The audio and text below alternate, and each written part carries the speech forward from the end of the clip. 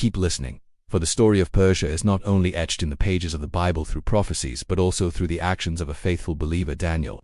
During his exile in Babylon, Daniel was not only a servant to King Nebuchadnezzar, but also one chosen by God to receive visions and prophecies about the future. Through the dreams and visions given to him by God, Daniel not only saw the events that would come but also recognized the important role Persia would play in the divine plan of redemption and the restoration of the nation of Israel. Daniel, who lived in a dark period when Babylon had destroyed Jerusalem and the temple of God, was one who held firm in his faith and loyalty to God.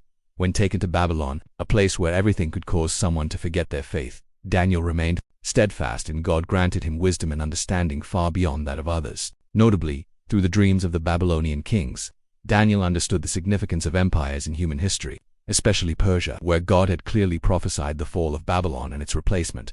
Nebuchadnezzar's dream, the prophetic word spoken. One of the most notable stories in the Bible is the dream of King Nebuchadnezzar. King Nebuchadnezzar, one of the most powerful kings in Babylon's history, dreamed of a colossal statue made of different materials: a head of gold, chest and arms of silver, belly and thighs of bronze, and legs of iron. The king summoned all the magicians and astrologers to interpret the dream, but none could. Only Daniel, who had been granted wisdom by God, entered before King Nebuchadnezzar and not only explained the dream but also revealed the precise meaning of the statue. Daniel explained that the statue represented empires that would replace each other over time. The head of gold represented the Babylonian Empire, with the glory and absolute power that King Nebuchadnezzar had established. The chest and arms of silver represented an empire lower than Babylon, yet still mighty.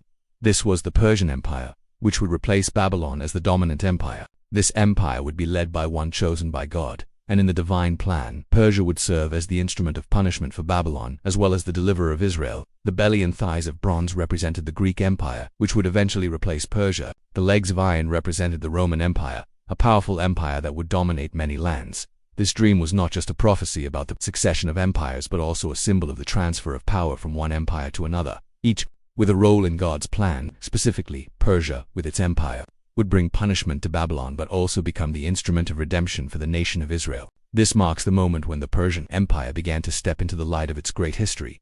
Daniel's prophecy about Persia, the children of God, granted visions by God. Daniel not only saw the future of empires but also recognized that Persia, though a pagan empire, would be used by God as his tool in his dreams and visions. Daniel saw that Persia would not merely be a new empire replacing Babylon but would play a crucial role in the restoration of Israel.